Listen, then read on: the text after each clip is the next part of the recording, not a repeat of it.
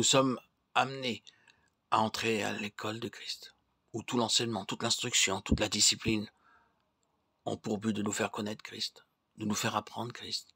Non pas apprendre ce qui concerne Christ, mais apprendre Christ. C'est là le point où nous trouvons la plus grande difficulté à essayer de rendre les choses simples et claires. Nous pourrions relever tout ce que nous possédons concernant Christ, comme doctrine, comme enseignement. Mais ce n'est pas ce que nous voulons. Ce n'est pas ce que le Seigneur veut. C'est Christ lui-même.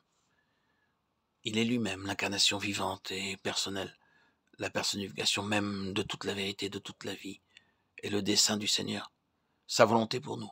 Ce n'est pas que nous en arrivions à connaître la vérité sous ses aspects multiples, mais c'est que nous connaissions la personne vivante, d'une manière vivante, et que la personne soit révélée en nous, que nous soyons incorporés dans la personne.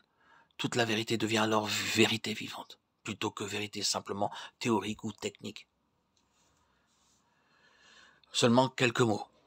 Je ne peux vous dire avec quelle force cela a pénétré mon propre cœur et combien cela pèse sur moi dans la grandeur de sa signification.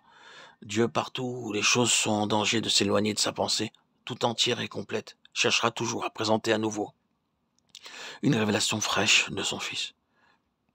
Il ne conduira pas à une restauration des vérités en tant que vérité. Il redonnera tout ce qui est nécessaire par une révélation nouvelle de son Fils, par une vision, une présentation de son Fils dans sa plénitude. L'évangile écrit par Jean ainsi que ses lettres et l'Apocalypse étaient des choses finales pour la dispensation du Nouveau Testament. Ils ont été écrits et introduits lorsque l'Église du Nouveau Testament s'éloignait de sa gloire première, de sa pureté, de sa vérité, de sa sainteté, de sa spiritualité, pour ne devenir qu'un système chrétien terrestre. Le moyen par lequel le Seigneur répondit à cette situation, ce furent précisément ces écrits, qui sont une présentation de son Fils dans sa plénitude céleste, divine et spirituelle. Il représente un retour à Christ, et c'est ce que fera toujours le Saint-Esprit. Il nous ramène à la personne pour nous montrer ce que représente la personne d'une manière céleste et spirituelle. Il nous faut veiller avec soin lorsque nous passons des évangiles aux épîtres, à ne pas prendre même inconsciemment l'attitude d'avoir laissé les choses élémentaires pour nous engager dans quelque chose de moins élémentaire. C'est-à-dire à considérer les épîtres comme étant en avance considérable sur les évangiles.